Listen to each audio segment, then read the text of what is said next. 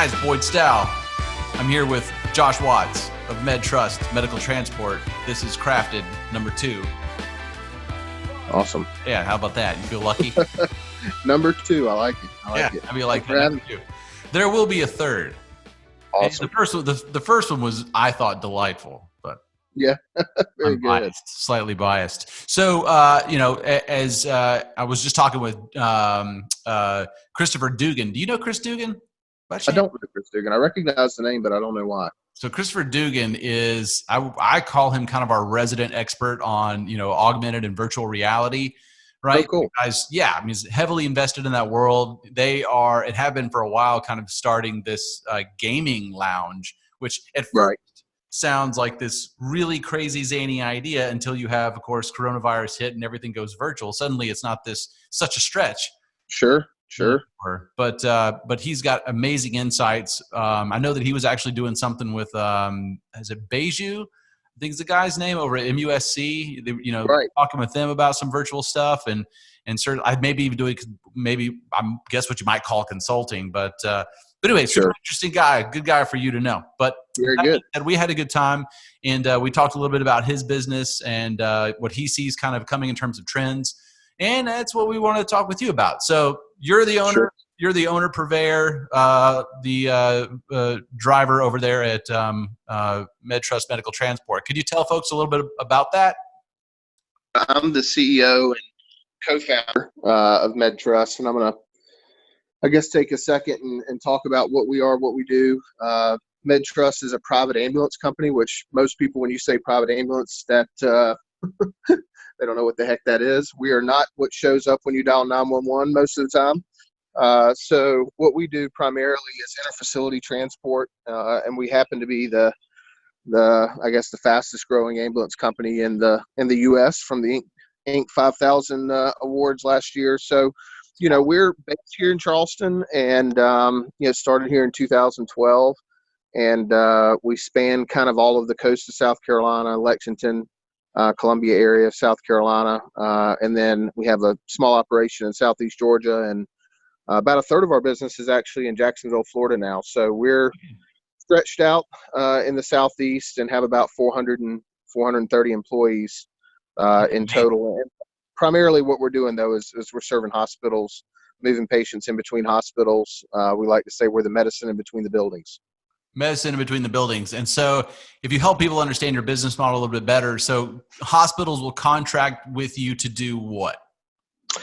So hospitals contract with us to do primarily 2 things.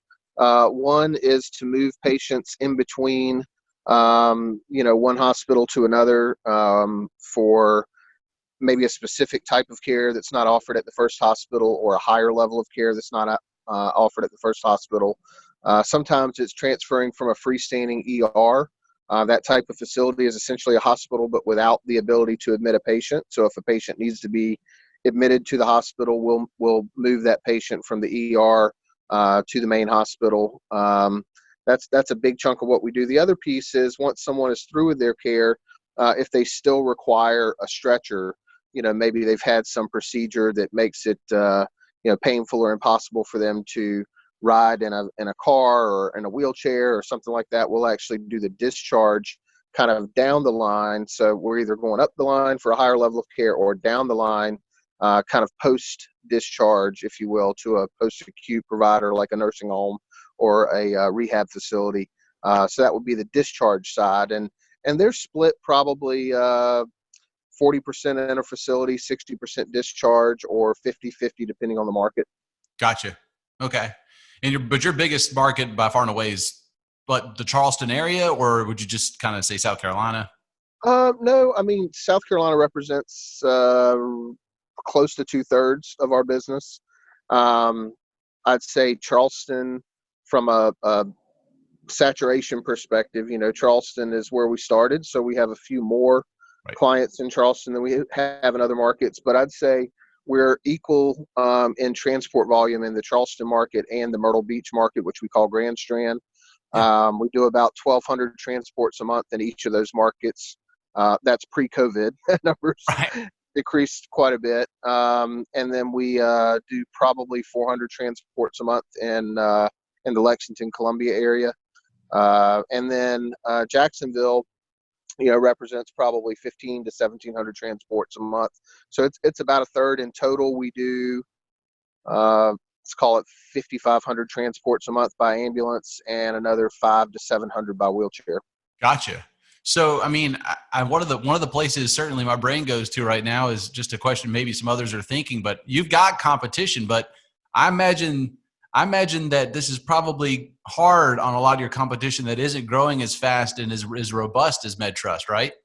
Well, I mean, it's definitely it's hard regardless of where you are on the spectrum. So if you're small, it's hard because you don't have scale, and if you're large, it's hard because you do have scale. So, Right. for instance, 3 years ago, our payroll every 2 weeks may have been $50,000 to $60,000. That number every 2 weeks now is around $520,000 to $550,000. Wow. So you can't solve problems the same way. Sure.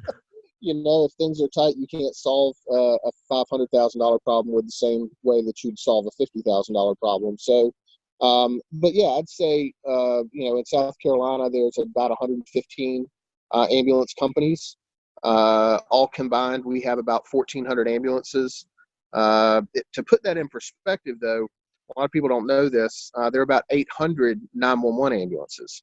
So the private side is almost double the footprint or number of ambulances and employees and paramedics and EMTs as the 911 system. So we're very important, but often forgotten part of the kind of the continuum, the care continuum, but obviously a really important one. So for a smaller company, one of their bigger challenges is just the complexity of compliance.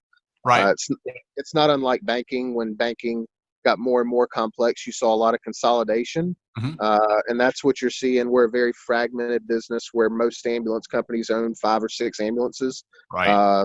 and so when times get tough, like they are now and like they have been for the last several years, you see a lot of those companies coming together through merger acquisition, or unfortunately sometimes just closing because they can't maintain the compliance standards. So is that kind of an outstanding benefit to you? I mean, I don't know what your strategy is, but are you guys thinking about acquiring any folks? I mean, obviously we're not naming names, but is that on the table for you guys?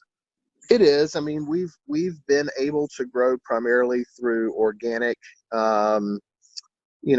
normal sales cycle growth. That's the majority of our growth. This past year, we did have our first acquisition. It was a strategic kind of adjacent market acquisition. It put us in the Hilton Head, Bluffton, Beaufort market with a provider that we've known literally since we opened the doors. So that was a very unique and specific reason to come together. Right. We are looking at, or were prior to all of this, looking at some different options. And honestly, on the backside of this, it may create some opportunities that didn't exist prior to, from an acquisition perspective. But it's really more about two companies coming together than it is, the acquisition. Obviously, there's always an acquirer, Right. but a lot of it is is there good synergy culturally? Is there good synergy from what's important? Because those things are really hard to fix if you Sure. make the wrong move on the acquisition. Right. Yeah. And I wonder, you talk about compliance and regulations, you talk about, Yeah. obviously technology. If there had been Yeah. any laggards, you know what I mean, Oh, in your industry, certainly they're not in a great position. I know you guys are probably some of the most forward looking in terms of technology, and certainly in terms of, because based on conversations you and I have had in the past, I mean, you're always looking towards the future as right. regards to, how is the legal and the regulatory landscape got to change. Right. So, it's really tricky because healthcare in general is not as progressive as many other industries when it comes to leveraging technology. There's all sorts of excuses thrown in, like HIPAA and privacy and all those things, which Right. which truly I believe there's ways to both maintain privacy and be efficient. I think it becomes an excuse for a lot of people that stops them from innovation. But process wise, on the legal and compliance side, a lot of it comes down to, unfortunately, just having to spend a lot of money on a lot of training, and it's constantly changing. That's one of the reasons why being larger can give you the ability to kind of spread out that training over multiple people instead of having to have the one expert, if you will. So, but at the end of the day, it's I don't really see it going backwards. Meaning, I don't foresee compliance and privacy and all those things are going to get any easier. I just think there's going to be some unique ways that people try to make it more streamlined. I mean, this is a very low margin business in general. People think that healthcare and ambulances, you just print money. And in reality, this is a logistics business. So if you know anything about trucking or any of those types of businesses, they operate similar to us. We just happen to be moving very precious cargo with very specific timelines that the package has to get. We're not like Lowe's, hey, between 2 and 6, grandma will be there. That doesn't go over well. And consequently, if you've got a patient with a clinical issue, time is very, very important. So we use technology primarily on the operational side to position trucks based on historic trends of where calls have come at what time. So we have a very large sample size. It's still not perfect, but we use that to position the fleet to try to be most efficient. And then I'd say the second piece, and probably the piece that we I'd say have some expertise that a lot of folks don't, is just on the revenue cycle side and how we go about predicting cash, predicting the timing of cash, and then have different mechanisms to automate some of those processes so that, one of the key, metrics is days sales outstanding, DSO. And so we track and look at that metric and basically try to speed up how long it takes for the cash to come in after providing the service. And so we manage and work with that metric quite a bit. And then the back piece, one of the things that's really changed after the Affordable Care Act is just the sheer amount of responsibility placed on the patient from a pay perspective. People have very large deductibles now, and truly pretty poor insurance. When I say poor, I mean rich versus poor. From what it used to be, a lot of things aren't covered that used to be, and people don't know that. Right. So especially in ambulance, it's not like you're deciding, let me make a decision to go get LASIK surgery and shop it and find best pricing and all that sort of stuff. If you're in the back of an ambulance, you probably didn't make the choice to be there. So there's not a lot of consumer choice that goes into it. But there's also not a lot of price elasticity for us. It's not like you can charge more for delivering a better service. It's really about doing more of it and doing more of the right kinds of services. Right. Okay. Well, it certainly is. I mean, I think for everybody in healthcare cannot be the exception, and certainly that. But with coronavirus, COVID-19, the economic stress that it's causing, do you see that being a leader in your industry is giving you a certain amount of leverage in certainly negotiating a future with hospitals and healthcare systems? Yes and no. I would say that it is. I don't believe that now is the time to be selling. I think that comes across very opportunistic in the wrong way. But I will say that we are looking for opportunities for people that we've had maybe a smaller relationship with and are reaching out and asking if there's something that we can do to assist them now, maybe because of our size and scale that others couldn't. Maybe their current provider is doing a great job on the day-to-day core business of transport, but they maybe don't have the resources that we have. For instance, we have more ventilators than any ambulance company in the state.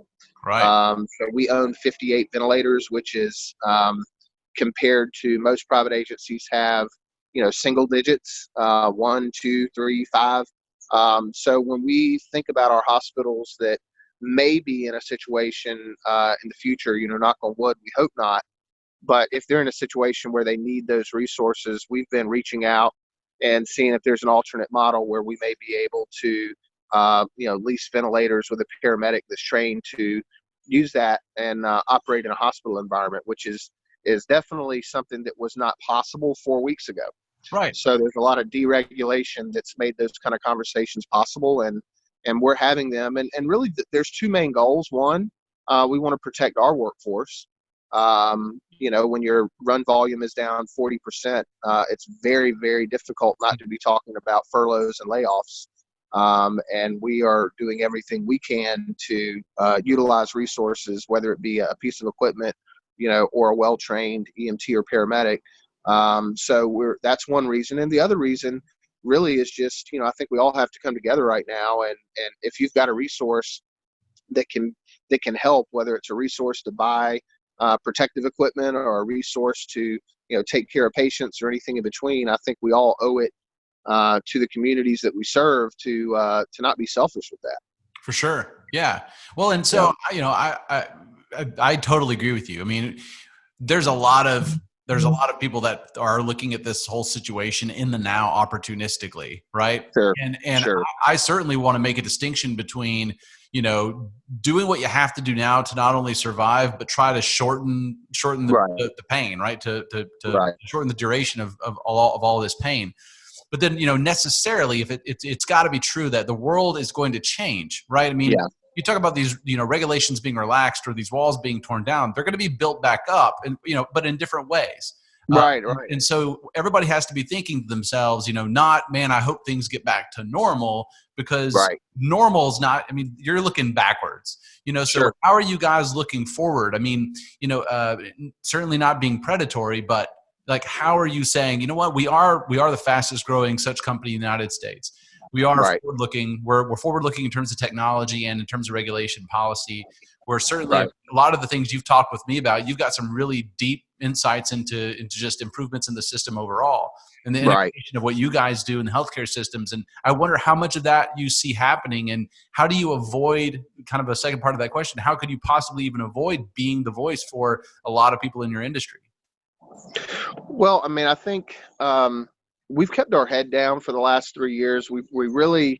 We enjoyed the ability to fly under the radar for a while, because it gave us, some opportunities to kind of sneak up on people, I guess, in a way. We're too big for that now. Right. So, we're kind of in the forefront, and we've always tried to present our industry in a professional light, which unfortunately some companies in every industry don't do that. So we've been trying to be kind of a voice of positive impact. And the truth is, we can have a lot of impact on the people that we serve if they just give us the opportunity, to see under the hood a little bit. And most of our clients have done that. Most of our clients have recognized, that the business we provide, the core business of moving patient from A to B, is somewhat commoditized. If you assumed an even playing field where everyone has competent, qualified, staff, there's not a ton of difference there on the surface, at least not to the people that make the decisions sometimes. Right. So we have to find ways to engage that are beyond that. We have to find ways to kind of dig into what the hospitals themselves are trying to solve for. And it might not be transport. Transport might be a fringe piece of it that gets us a seat at the table. Right. But a lot of what we are doing go forward and kind of looking into the future is trying to figure out which of these regulations that really allow a hospital to do something unique in a time like now, which of these are going to come back and maybe not go back to where it was before, but some middle place. Right. And I think there's a lot of them. I mean, we could have a whole conversation about it. I mean, regulation has really been lifted in so many ways from a healthcare perspective, and I think there's a lot of positive that's coming out of that, as far as the ability for a system to flex, the ability for dealing with things like hurricanes and evacuations and other types of emergency management. There's a lot of logistics things that I think are going to change dramatically as far as supply. One of the things we hope for is that, EMS is always looked at as kind of the redheaded stepchild. You've got the police, the fire, and the EMS. And if you ever hear those three together, EMS is always last. Right. But right now, EMS is first. Right. And so, one of the really scary things that has come out of this is just a recognition that the funding mechanism for EMS is broken. And, we do a lot of work to be efficient, and it's because we have to be. But no doubt it sometimes has an impact on what you're able to do because you're having to be so efficient. You don't have that capacity that is really built in to flex more than maybe 10%. And sometimes you need the ability to flex 20 or 30 or 40%. And I think that from a preparation perspective, from a funding perspective, there could be some silver lining here. Absolutely. It's going to take a different. It's going to cost money. I mean, the bottom line. Medicare, Medicaid have traditionally reimbursed EMS below cost. Medicare, depending on the agency, anywhere from 5% net to the positive, all the way to 25% below cost. Wow. And that's just not sustainable. No. And so it breeds some of the very things that the OIG and CMS, Medicare, Medicaid, that they say they're trying to stop, which is fraud. Right. I'm a believer if they just looked at the cost of providing the service and provided a reasonable margin on top of that, 5 to 8%, 9%, you would actually remove the requirement to be fraudulent that a lot of providers, they get on that slippery slope. Right. And unfortunately, it's somewhat self-fulfilling. But yeah, I mean, you're not motivating or incentivizing the fraud. Correct. Yeah, it seems like a wise thing to do. Well, one of the things you said I thought was just so interesting, and I think maybe you were alluding to it, was, the funding apparatus, and we are not only as a nation, but as a people, the globe, realizing that a natural disaster isn't necessarily some sort of short-term, short-duration, limited impact event. Correct. Even a huge, for instance, let's say a big earthquake in the wrong place could upset, the global economy. And so we have to really rethink that. You talk about the expandability of EMS. I mean, expand on that for us. I mean, how you see there's going to be a change that comports with that kind of new appreciation of what a natural disaster can be, and the ultimate effects are. No, that's a fantastic point, and it's the one that I've probably had the most peer and industry level conversations about, is the difference between what we're combating now and a localized event. Most of the training that exists that agencies go through is really kind of a local preparation. How do you work with your local partners, your regional partners, maybe even your state partners, like in the case of a hurricane. But this is unprecedented. This is a national drain of resources, right? And it's I see that one of the big challenges is, in order to do this well, just like anything else, you have to train on it, and there is no funding for the training. Right. And there's also no funding for training for a private agency. All of the grant programs that are available for government entities or nonprofit entities. And, if you look at, just in South Carolina as an example, that means that 60% of your providers of the service don't have access to the funding. Right. So in a hurricane, for example, in South Carolina, the private agencies are the ones that do 80% of the evacuation. Wow. And that is who is at risk right now because we're a business, right? We're a business that has to try to get in line and hopefully access some of the funding, that's kind of sort of available. So let me ask you this, because it's kind of amazing. I mean, it feels like to me it shouldn't take this huge natural disaster, which COVID-19 is a force majeure, right? Act of God type of thing. Take this kind of a scenario for us to realize the value in having pools of money and other resources ready to go that are triggered by a specific event. So you're saying that EMS has to react just like everybody else to get the money they need. But again, what's really interesting about this is where you can kind of make the argument tangentially that yes, these certain businesses affect the economy and they affect everybody else, but the primary beneficiary of your services is who? Ultimately, it's the government. Correct. Yeah, I mean, there's been a lot of debate on whether EMS should be privatized. I mean, there's a lot of back and forth on whether that should be a government service like fire. Fire is primarily a public entity. There are cases where, folks privatize the fire service. There are cases where people privatize the police service, but it's minimal. Right. Whereas EMS has taken to privatization a lot more. And I really think, and this is, maybe going to come across the wrong way, but a lot of it is because the private industry capability to be efficient is needed in order to function off of the reduced reimbursement. So if you take a government, for instance, they're not as tied to efficiency, right? Because they can just stick their hand out and get more tax dollars. Right.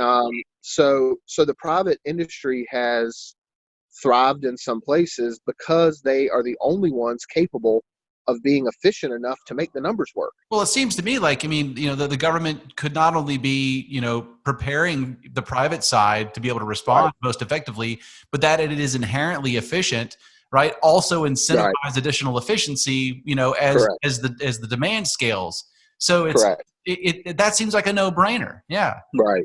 So what are you guys doing? I mean, you and your colleagues, acquaintances in that industry, kind of, obviously you don't have to tell us everything, but I mean, if you guys have an angle that you guys are going to be working towards, I mean, is that the kind of a thing you're endeavoring to accomplish?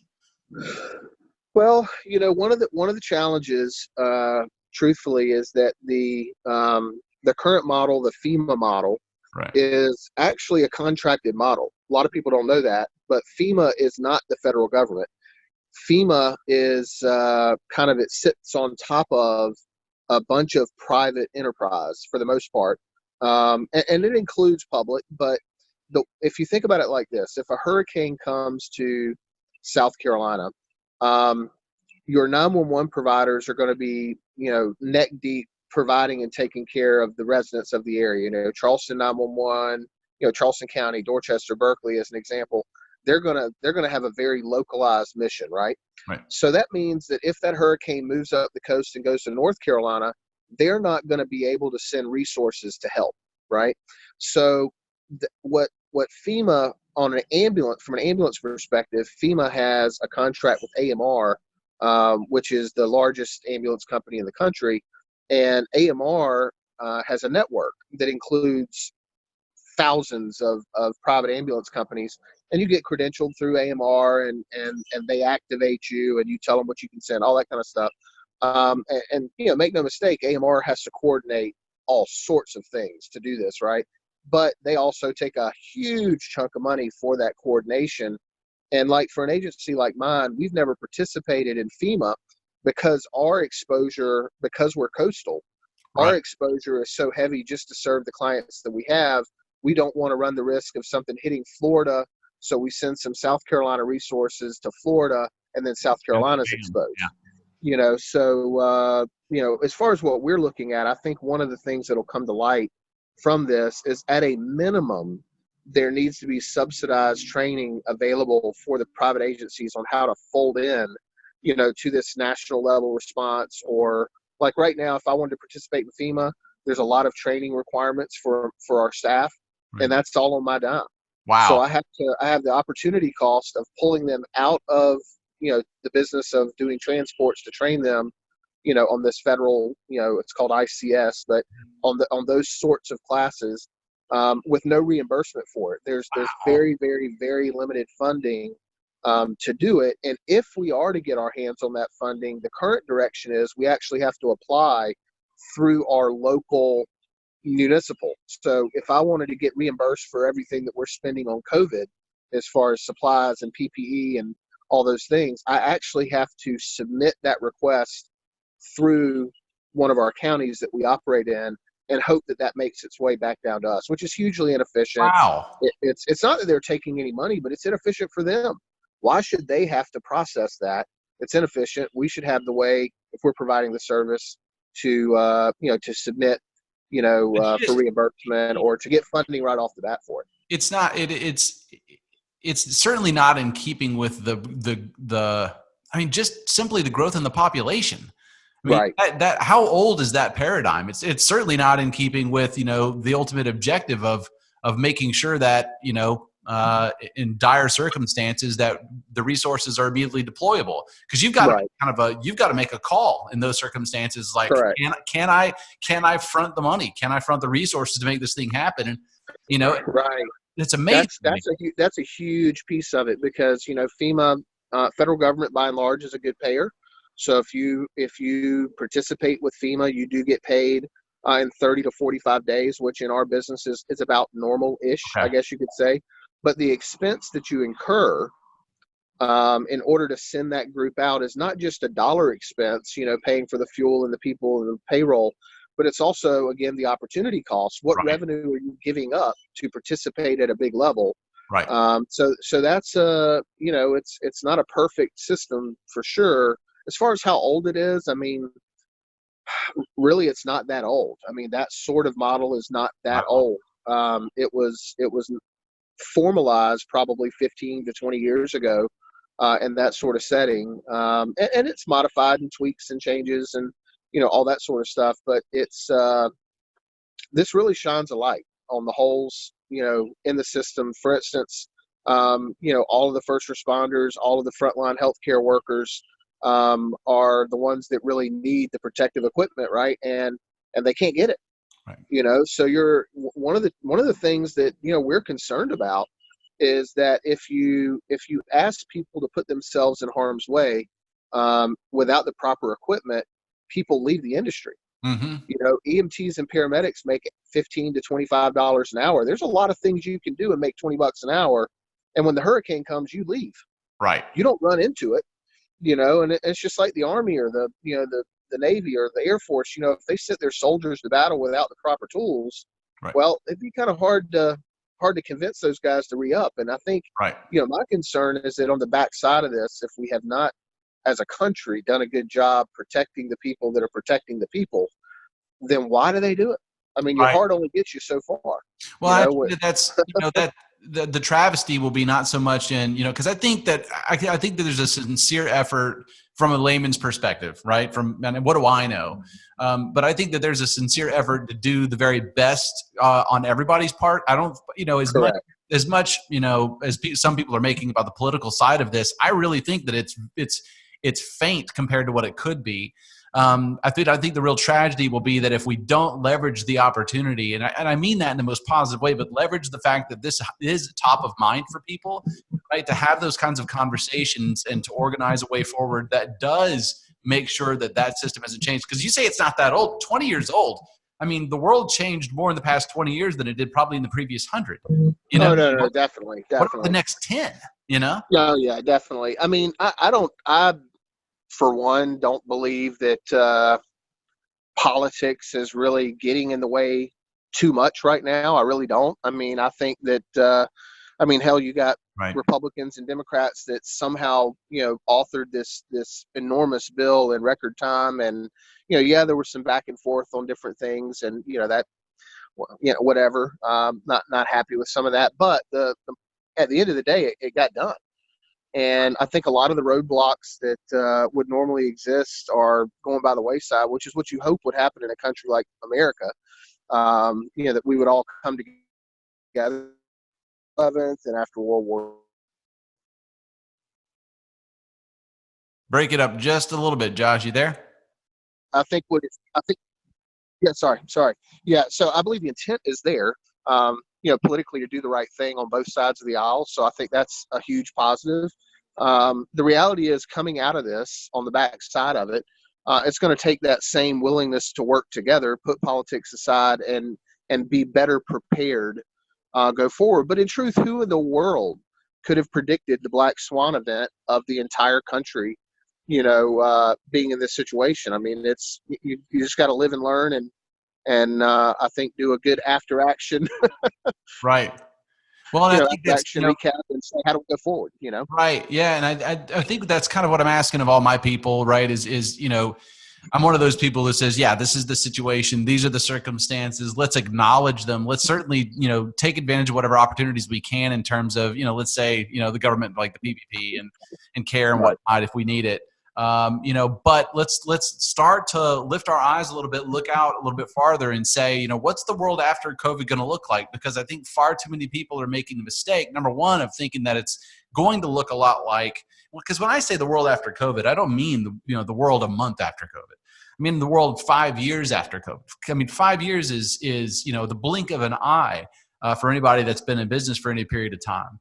And so, looking out 5 years and saying, look at the massive proliferation. We were just talking with Chris Dugan about this, but look at what is necessarily going to be a massive proliferation of technology, artificial intelligence, automation, those kinds of things.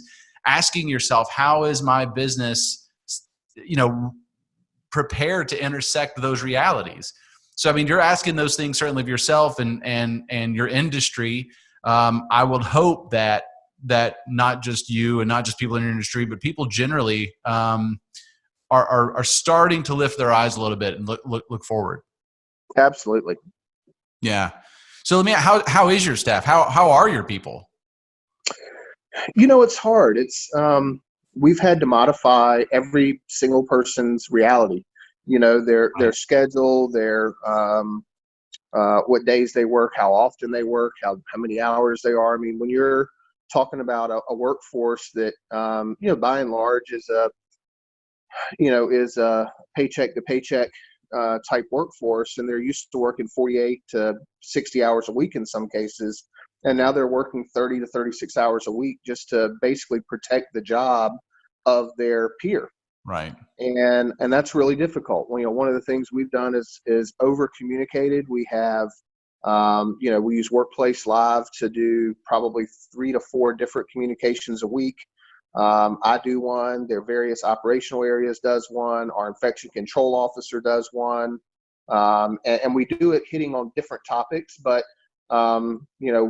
folks at this point have been very appreciative of the transparency, even when the news was bad or wasn't, what they wanted to hear. And, I'd say overall, we're very, very, very resilient. I mean, the industry that we're in requires that anyway, but we've been very fortunate. I've heard, companies losing, EMTs and paramedics just saying the heck with it. I'm not going to do this anymore. And we've not had that. We've had everybody really, really stepping up. And, this is a marathon though. You kind of have to at some point move from adrenaline, which is like a hurricane. It's adrenaline. It's a week of get everybody out, and then you kind of rest, and then you get everybody back. This is a different world, and we're predicting from our business perspective that we'll probably live at the level that we're at for at least the next 4 to 6 weeks. Right. So we have to make decisions that way, and but we're the way our staff is they're looking to us. They're looking to us to be the leaders. They're looking to us to assure them that, we don't know what the future holds, but we know we've got a really good team that's committed to coming out on the other side of this and being stronger, whether that's, just as a company, which I think has already happened and will happen, but also stronger relative to other companies that maybe aren't putting the effort in. We're just outworking people right now. We're working, the management and executive team, for instance, they're working, they're not cutting down to 30 or 36 hours. I'll put it that way. We're working around the clock and really with a couple of goals. One, how do we protect the company and the employees, not just financially, but also, from a safety perspective. So we're working from that place. But there's really 3 buckets, I think, that all companies are in right now. They're in one of these 3.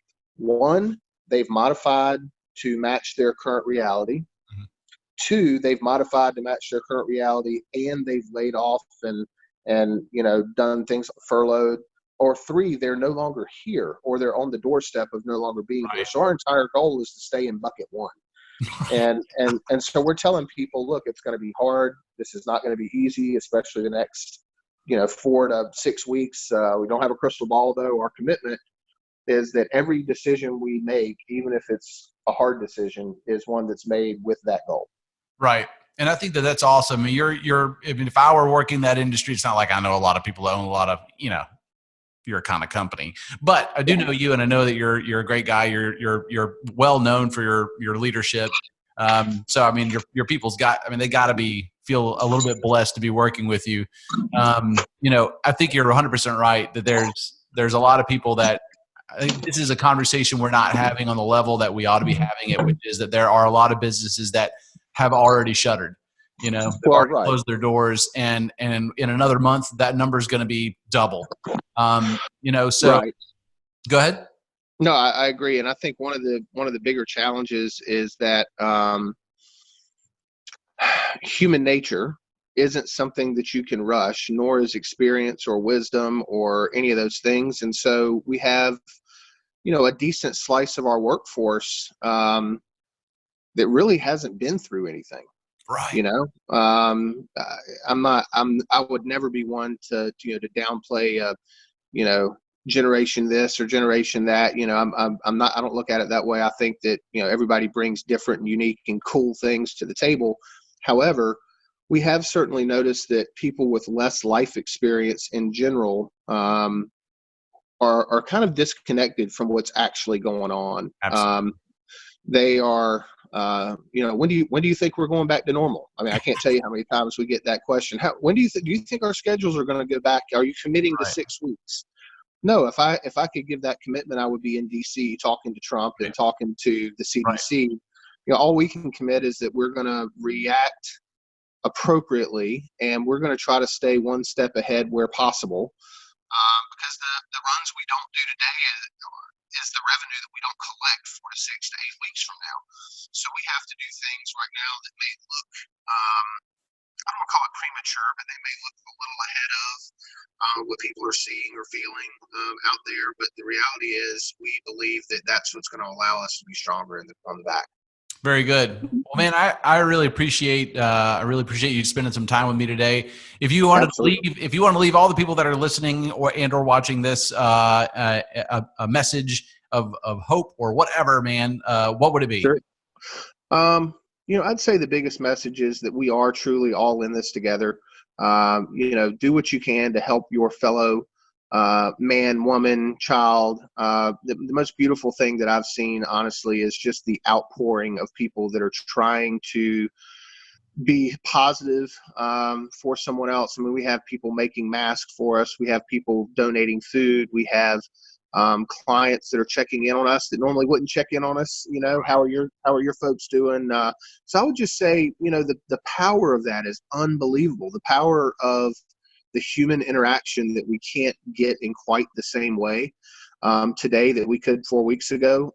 Just do that, make a difference, do the right thing. I think that, to me, is the silver lining that could come on the back of this, much like after, September 11th, there was this huge patriotism and, the country coming together. And I think the same sort of thing is what is going to happen here, but only if we individually do it. And so that, to me, commit as an individual to do something positive right now. 100%, man. Well, I appreciate your time today, dude. Seriously. Thanks so much. How can people connect with you? How can people connect with you on social media?